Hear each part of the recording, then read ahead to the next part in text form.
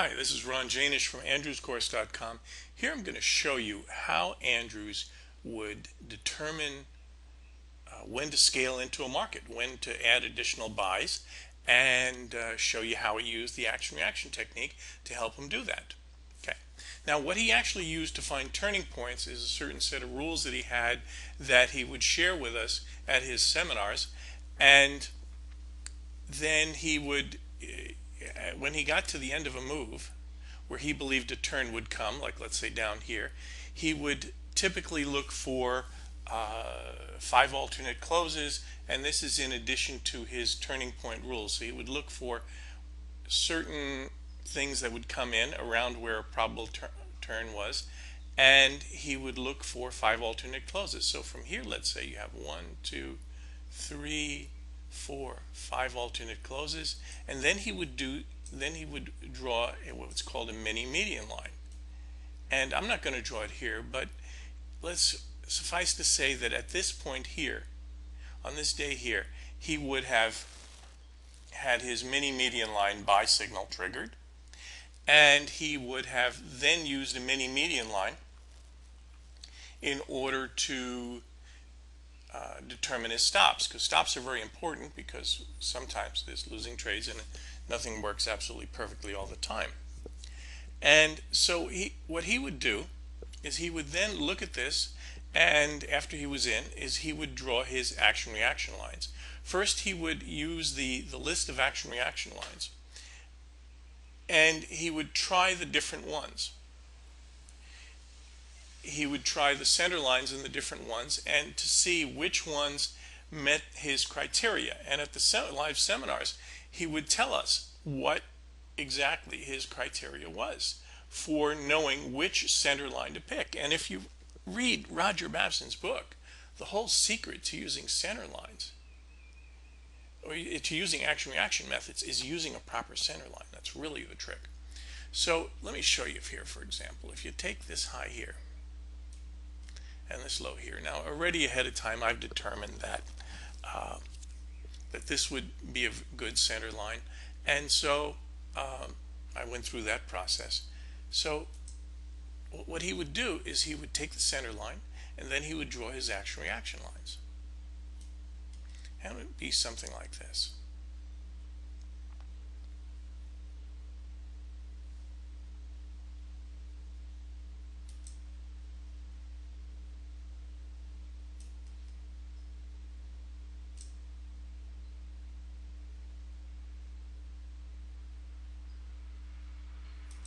So you note that he would, if he has a downsloping line, that he would, center line, he would take low points, okay, from the previous move, in order to help him determine approximately where the high point would be of the pivots in this up move here. Let's take a look. See, approximately here was the high point. This is a pivot area. And then what he would do is he would use his rule set, as we're in the course and he gave up to us privately in the seminars, is that he would then use his rule set to determine other entry points after prices met resistance at these reaction lines. See, because remember, this is action and this is a reaction.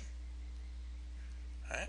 And since they're opposite, here shows that they're opposite, and we see that they're equal because they're the equal distance from here to here as they are from here to there. Let's see another one. Okay. So he would see those, and as prices would come down from those reaction lines, what he would do is he would use his rules for determining scaling, where to scale in and where to put on additional positions. And that's pretty much it. Let's draw another one.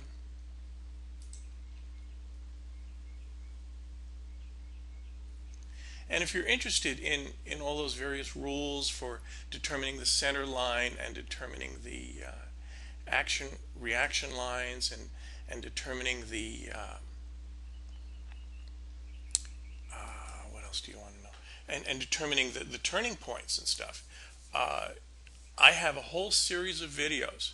There's over a dozen videos that you wind up getting to see as you take the advanced Andrews action reaction course.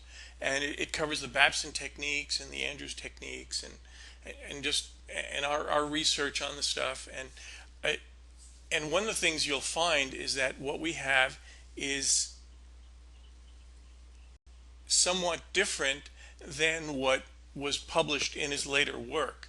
And this is because we've done the research on his earlier work. We have the 900 some odd pages, which you can buy, that cover his years and years and years of trading. And during the time that he actually traded, found that for the most part, this is how he did it. So let's see what happened here. Okay. And once again, you had the reaction. Remember, here's the action. And so in the future, the idea is that the reaction would be equal and opposite, right? And then he would not necessarily use these lines here for entry. He would actually use his turning point indicators, because there's a different rule set that he used for determining where these turns are likely to be. Okay? And then some people think he just constantly traded with mini median lines. Not true. He would only use the mini median lines at an extreme, like in this case here. Okay? Because you can use mini median lines all over the place and have a lot of losing trades. So that's really what he did. And let's see if we can add another one.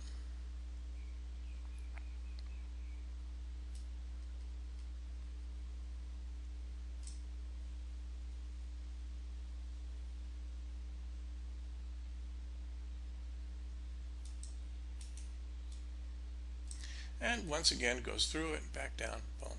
Okay? And the action reaction is equal and opposite, because here's your action, here's your reaction, and they're equal and opposite because the distance from here to the center line is equal to this thing here. Okay? So I thank you for your time. Come join us at andrewscourse.com, and we have some really nice software that we give away, which is not this product here, and draws the action reaction lines and all kinds of other things. And also, if you contact me by contacting me through support at andrewscourse.com, I can get you a discount on the course. All right? Thank you for your time. Bye.